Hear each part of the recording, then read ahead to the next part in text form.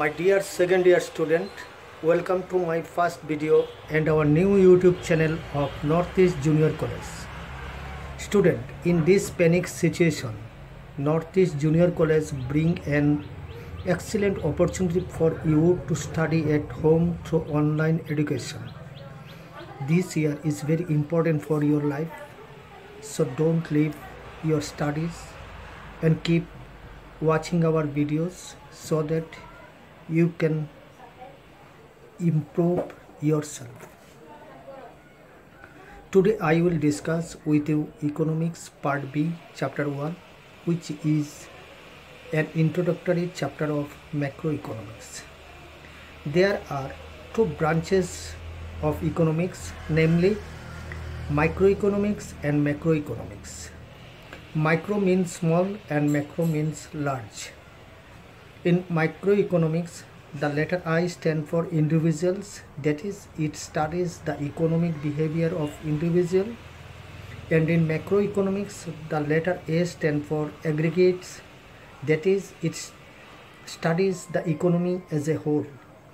Microeconomics means part, but macro means whole.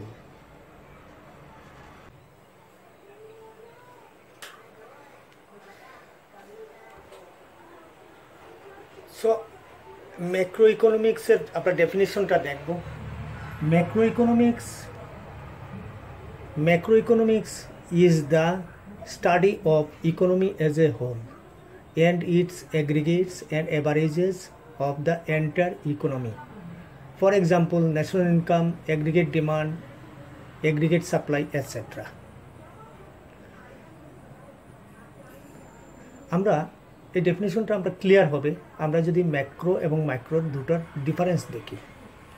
So let us now see the main differences between the two branches of economics as under. আমরা ফার্স্টে দেখো micro, এটা হলো micro, এটা হলো macro. Micro, it is the study of individual unit of an economy. এটা individual unit, ব্যক্তিগত খণ্ডের আলোচনা করে। আমরা আগেই দেখেছি মাইক্রো মিন্স স্মল আর ম্যাক্রো মিন্স লার্জ।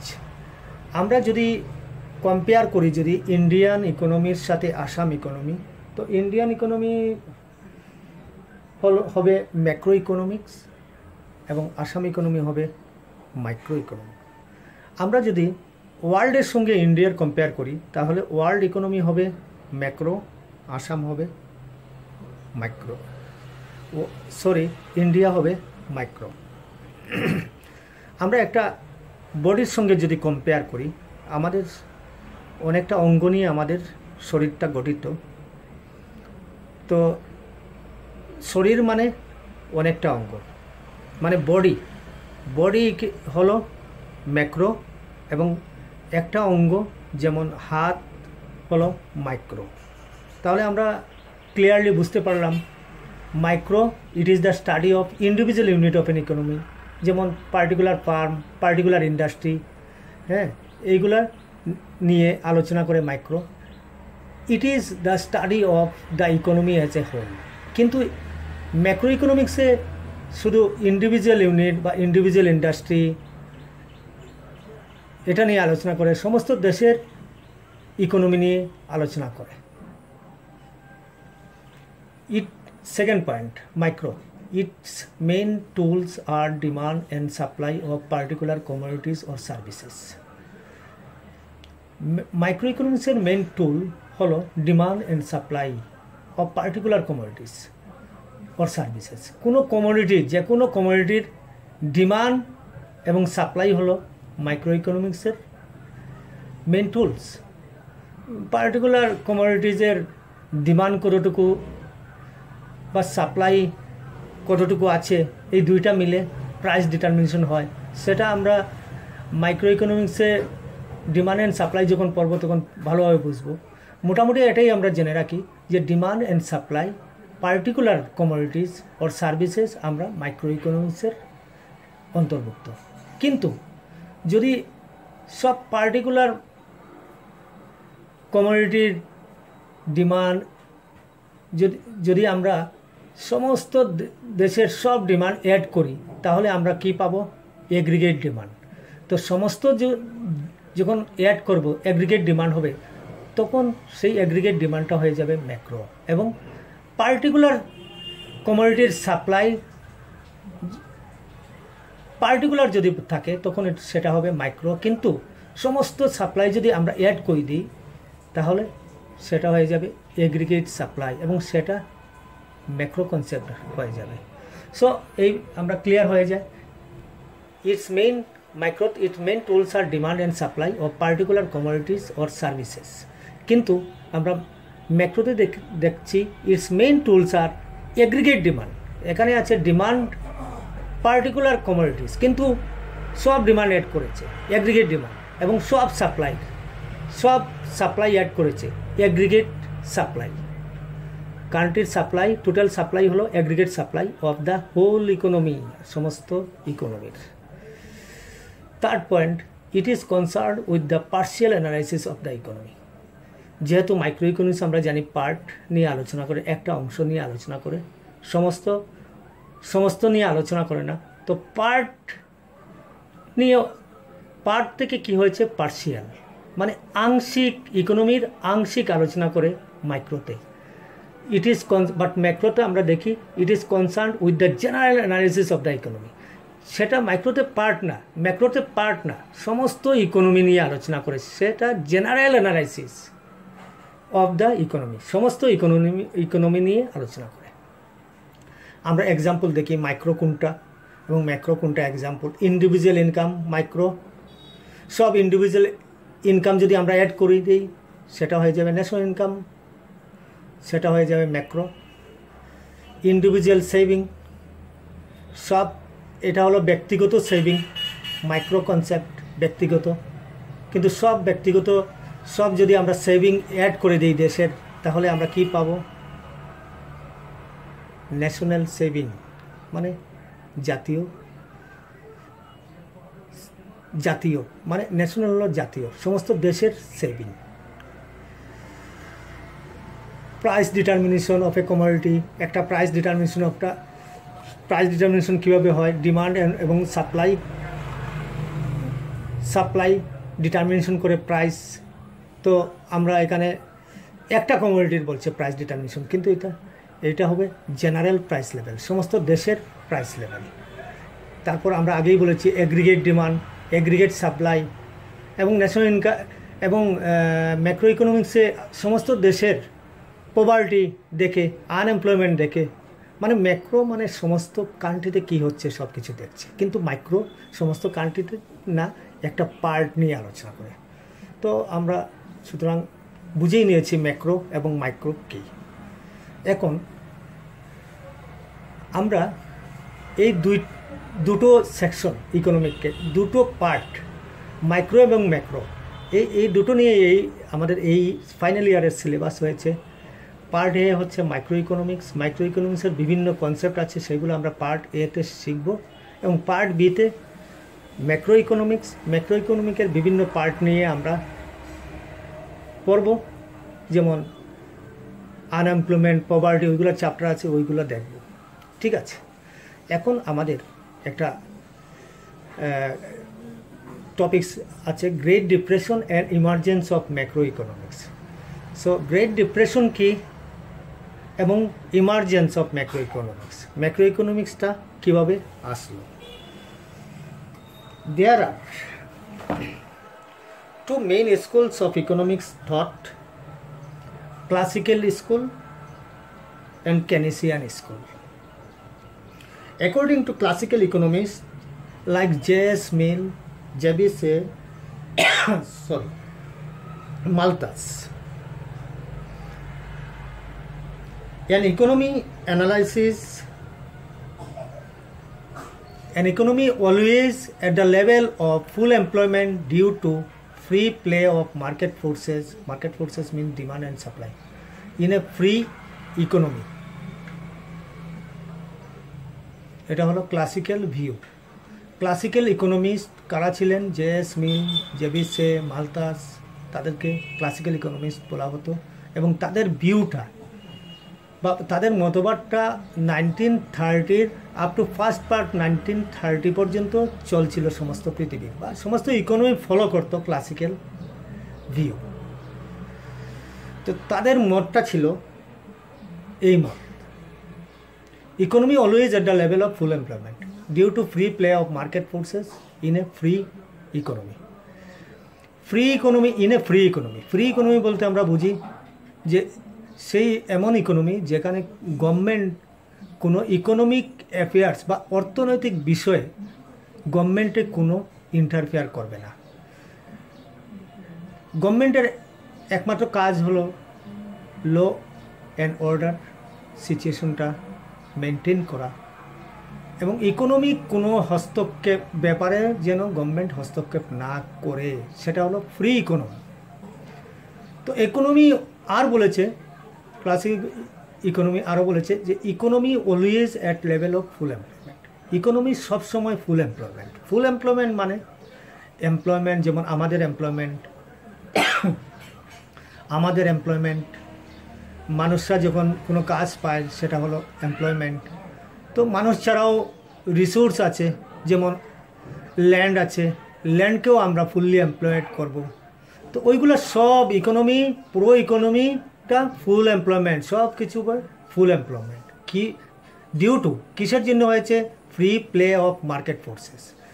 কারণ এখানে free play, demand, market forces কি? Demand and supply. এই ডিমান্ড অ্যান্ড সাপ্লাই দুটোই মিলে কি প্রাইস, কোনো প্রোডাক্টের কত প্রাইস হবে, ডিমান্ড এবং সাপ্লাইয়ের উপর তা নির্ভর করবে। এখানে কেউ হস্তক্ষেপ করবে না, অটোমেটিক্যালি প্রাইস ঠিক হয়ে যাবে এই জিনিসটার দাম কত। এইভাবে ইকোনমি চলবে।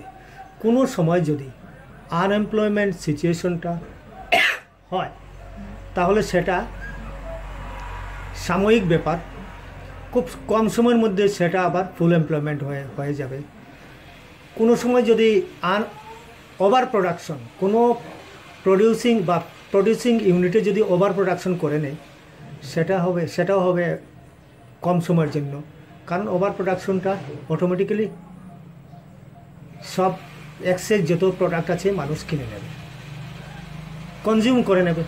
তো ইকোনমি কী হবে যাবে, যত প্রোডাকশন তত কনজামশন তত ইনভেস্টমেন্ট, সব কিছু সমান হয়ে যাবে, সব কিছু ইকুইলিব্রিয়াম, সব কিছু ইকুয়াল হয়ে যাবে। সেটা হলো ক্লাসিক্যাল ভিউ অফ ইকোনমিক্স। সেটা আমি আগেই বলেছি, ফার্স্ট পার্ট 1930 পর্যন্ত চলেছিল। কিন্তু একটা বিশাল একটা ঘটনা ঘটে গেল, দুর্ঘটনা আমরা বলবো। গ্রেট ডিপ্রেশন, অর্থনৈতিক মন্দা, সেটা শুরু হয়েছিল 1929 to 33। মেনলি আমেরিকা, ইউরোপ এবং ল্যাটিন আমেরিকাতে সেটা ঘটেছিল। আর সমস্ত বাকি পৃথিবী তো মোটামুটি কিছুটা এফেক্ট করেছিল গ্রেট ডিপ্রেশন। সেটা 10 ইয়ার্স পর্যন্ত লাস্টিং করেছিল। আমরা গ্রেট ডিপ্রেশন কী হয়েছিল আমরা দেখব।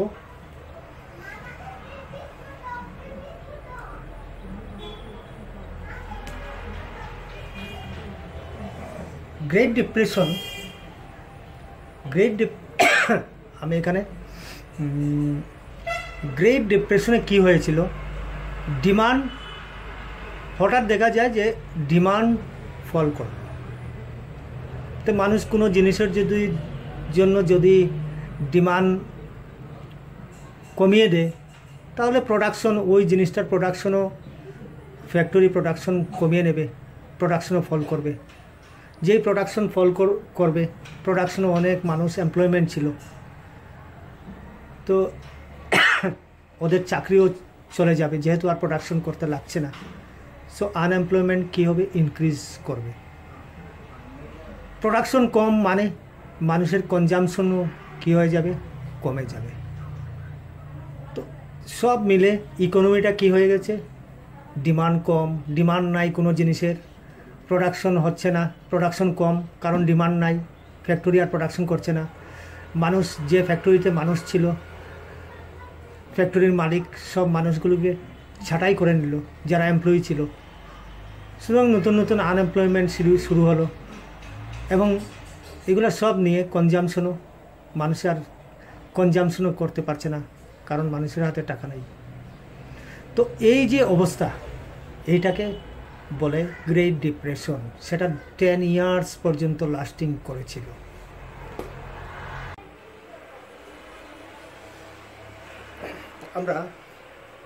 তখন আমরা ইউএসের যদি ইকোনমি আমরা একটু পর্যালোচনা করি বা ডিসকাশন করি, আনএমপ্লয়মেন্ট ইউএসএতে আনএমপ্লয়মেন্ট 3% টু 25%-এ গিয়েছিল। এগ্রিগেট আউটপুট অ্যাবাউট 33% ফল করেছিল। সেটা গ্রেট ডিপ্রেশনের এফেক্ট। তো ক্লাসিক্যাল ইকোনমিস্ট আমরা আগেই জেনেছি যে ক্লাসিক্যাল ইকোনমিস্টে বলেছিল যে যদি আনএমপ্লয়মেন্ট থাকে বা ওভার প্রোডাকশন, এইগুলা খুব কম সময়ের মধ্যে আবার আগের অবস্থায় ফুল এমপ্লয়মেন্ট হয়ে যাবে। কিন্তু গ্রেট ডিপ্রেশন 10 ইয়ার্স হয়ে গেল, 10 ইয়ার্স লাস্টিং করেছিল কিন্তু চেঞ্জ হয়নি। সুতরাং ক্লাসিক্যাল ইকোনমিস্ট বা ক্লাসিক্যাল ইকোনমিক্যাল ভিউটা ফেল করলো। ঠিক সেই সময়ে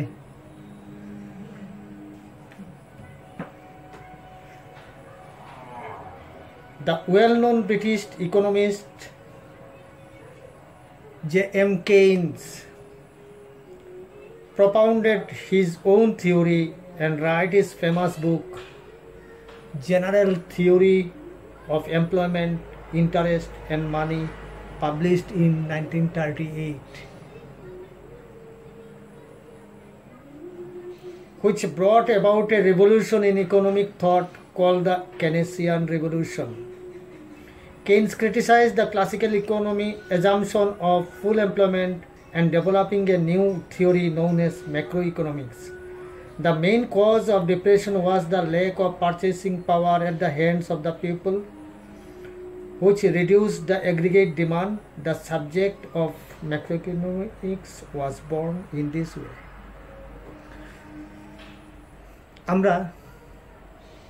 আমার আলোচনার থেকে এটাই বোঝা গেল যে এই পরিস্থিতিতে জেএম কেইন্স ওনার general theory of employment, interest, money, ওই থিওরিটাই ওই সময় পাবলিশ হলো এবং তিনি বললেন যে কিসের জন্য এই গ্রেট ডিপ্রেশন হয়েছিল। ইকোনমি ওই ক্লাসিক্যাল ভিউতে যে মানে সিস্টেম, সেই সিস্টেম দিয়ে ইকোনমি এখন আর চলবে না, নতুন সিস্টেম অ্যাডপ্ট করতে হবে। সেই নতুন সিস্টেমটা উনি এই বইয়ের মধ্যে দিয়েছিলেন।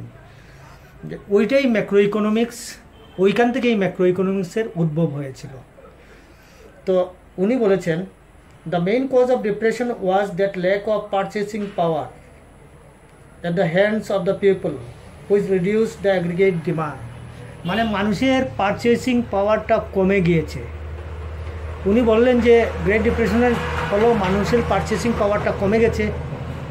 পারচেসিং পাওয়ার কমে গেলে মানুষ জিনিস কম কিনবে, জিনিস কম কিনলে প্রডিউসারে প্রোডাকশন কম করবে, প্রোডাকশন কম তাহলে ফ্যাক্টরিগুলো কী করবে, এক্সেস মানুষগুলোকে চাকরি থেকে ছেঁটে দেবে, তো আনএমপ্লয়মেন্ট হবে। তো এই যে প্রবলেম, কেইন্সে বলেছেন যে এই প্রবলেম থেকে মানে এই প্রবলেমের সলভ হিসাবে উনি দিয়েছেন যে প্রত্যেক মানুষকে হাতে টাকা থাকতে হবে, টাকা দিতে হবে, যেভাবে হোক মানুষের হাতে টাকা আসতে হবে। টাকা আসলে মানুষ জিনিসপত্র পারচেসিং করবে, যত পারচেসিং করবে তত প্রোডাকশন বাড়বে, তত এমপ্লয়মেন্ট হবে। ইকোনমিটা তখন কি হবে, ইকোনমিটা এনলার্জ করবে, গ্রোথ হবে। তো সেটাই কেনিসিয়ানি, সেটাকেই আমরা যে একটা রিভলিউশন হলো ইকোনমির উপরে, সেই রিভলিউশনকে কেনিসিয়ান রিভলিউশন বলে। এবং এইখানেই ওনাকে জেম কেইন্সকে ম্যাক্রো ইকোনমিক্সের জনক বলা হয়। তো এইভাবে ম্যাক্রো ইকোনমিক্স উদ্ভব হলো। মানে কোনো আনএমপ্লয়মেন্টটা শুধু সমস্ত দেশের ব্যাপার, সেটা দেশ দেখতে হবে। প্রোডাকশনটা সমস্ত দেশের ব্যাপার। এখানে সরকার, কেইন্স বলেছেন যে সরকারকেও আসতে হবে, গভর্নমেন্টকেও আসতে হবে। ক্লাসিক্যালে বলেছে যে না, গভর্নমেন্টের কোনো ইন্টারফেয়ার করলে হবে না, কিন্তু কেইন্স বলেছেন যে গভর্নমেন্টকেও আসতে হবে। তো আমরা সেটা জানবো, বুঝবো, সামনের চ্যাপ্টারে অনেক চ্যাপ্টার আছে, ওইগুলোতে বুঝবো। তো আমাদের next topics, need for a separate study of macro economics. ম্যাক্রো ইকোনমিক্সের সেপারেট স্টাডি কেন করবে?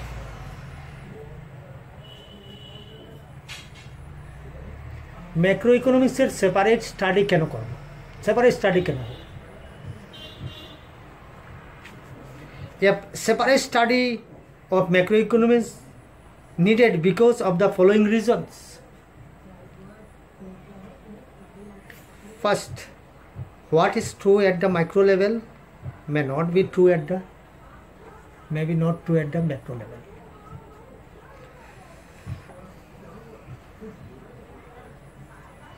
For example, saving is a virtue at the level of individual as it increases. Saving increases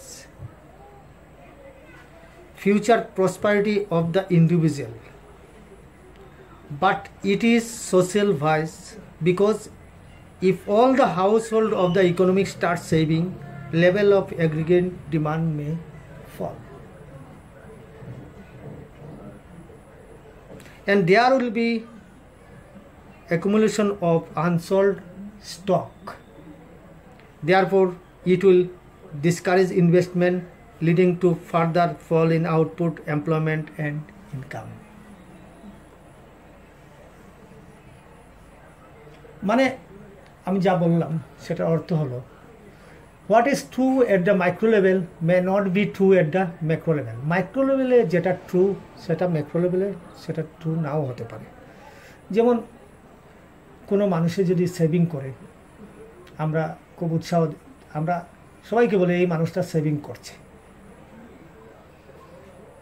কিন্তু সমস্ত দেশের সব মানুষ সেভিং কীভাবে করি, এখন সেভিংটা কীভাবে করি সেটাও দেখতে হবে। সেভিং করি, যেমন আমার 10,000 ইনকাম, মান্থলি ইনকাম, আমি যদি 7,000 আমি সেভিং করে নেই, তাহলে মাত্র 3,000 থাকবে আমার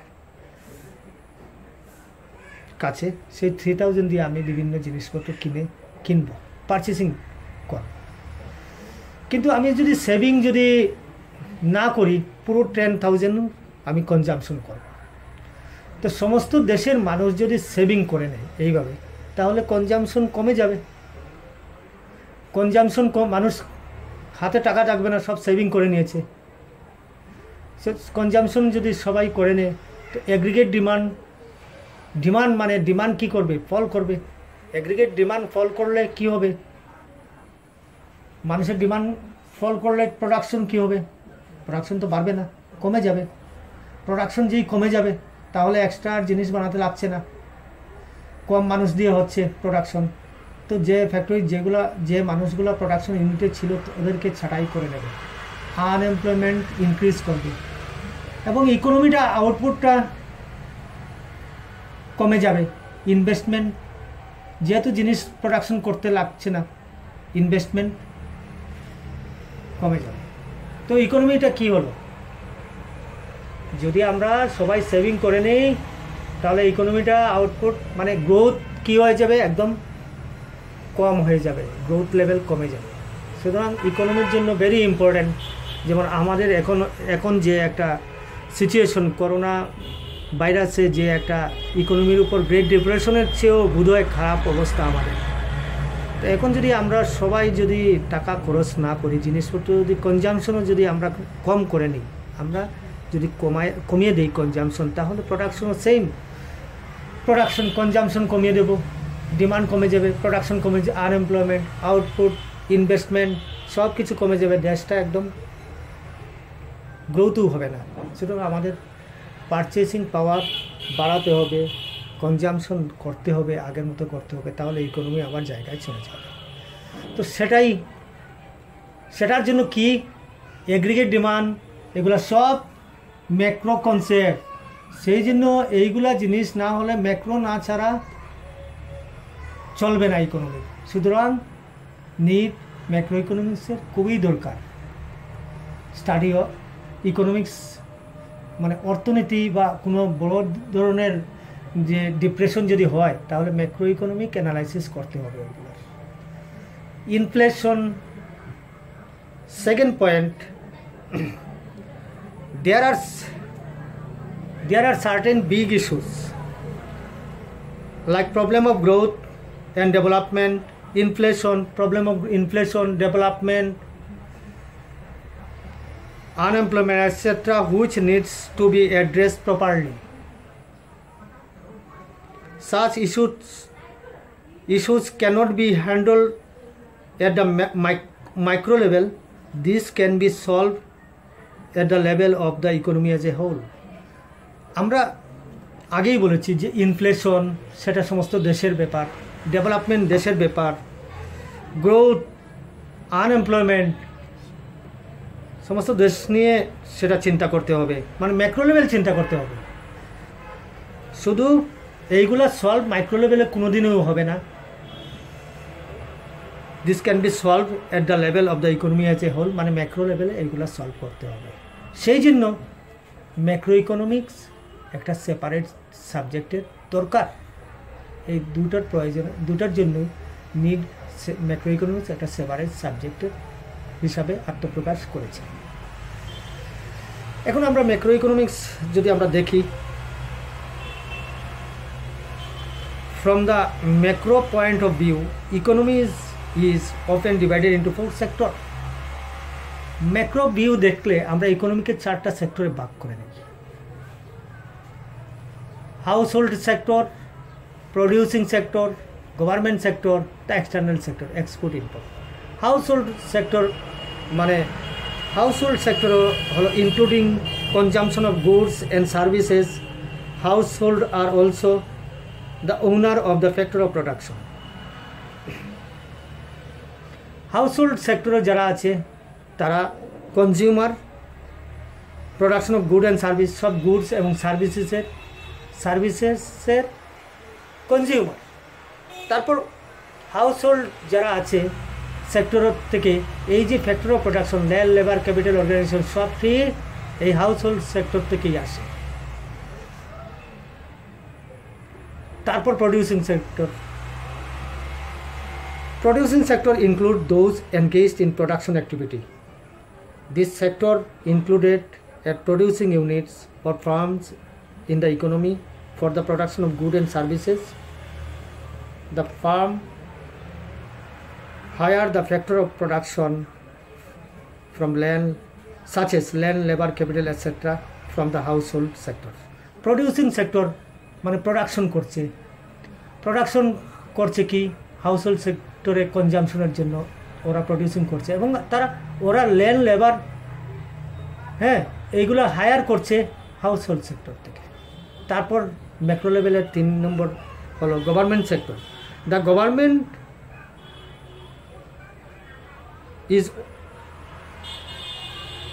is also act as a producer of goods and services in public sector enterprises. Also, government is engaged in maintaining law and order, defense and other services of public welfare. গভর্নমেন্টের অনেক কাজ দেশের জন্য, ডিফেন্স বা দেশের ভিতরে শান্তি শৃঙ্খলা বজায় রাখতে গভর্নমেন্টের কাজ। তারপর গভর্নমেন্টে কিছু প্রডিউসিং সেক্টর আছে, গভর্নমেন্টের কিছু ইন্ডাস্ট্রি আছে, ওইগুলোতে কোনো গুডস অ্যান্ড সার্ভিস প্রডিউসেস হয়, সেইগুলা গভর্নমেন্ট সার্ভিস, যে গভর্নমেন্টের যেগুলা ইন্ডাস্ট্রি সেইগুলো আমরা বলবো পাবলিক সেক্টর ইন্ডাস্ট্রি, ওইগুলো government sector. The external sector mainly বাইরের সেক্টর, এক্সপোর্ট এবং ইম্পোর্ট। এক্সপোর্ট মানে আমরা যে জিনিস বিদেশে রপ্তানি করি, এবং ইম্পোর্ট হলো বিদেশ থেকে আমরা দেশে যে জিনিস আসে সেগুলো আমরা এক্সটার্নাল সেক্টরে দেখি। এখানে ফ্যাক্টর অফ প্রোডাকশন দেওয়া আছে, ল্যান্ড, লেবার, ক্যাপিটাল, অর্গানাইজেশন। আমরা 4টা ফ্যাক্টর অফ প্রোডাকশন আছে। প্রথম আছে ল্যান্ড, তারপর আছে লেবার, তারপর আছে ক্যাপিটাল, তারপর organisation. Land first factor of production. Land যখন মনে করো, আমি সেটা এই জিনিসটা ভালোভাবে বুঝিয়ে দিচ্ছি। মনে করো আমি একটা ইন্ডাস্ট্রি করব। প্রথমে আমি এনগেজ করলাম ল্যান্ড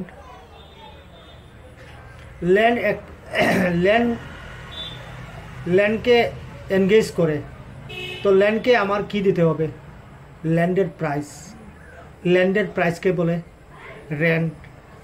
আমরা ল্যান্ড নিলাম, ভাড়া নিলাম, তাকে ভাড়া হিসাবে দিলাম রেন্ট।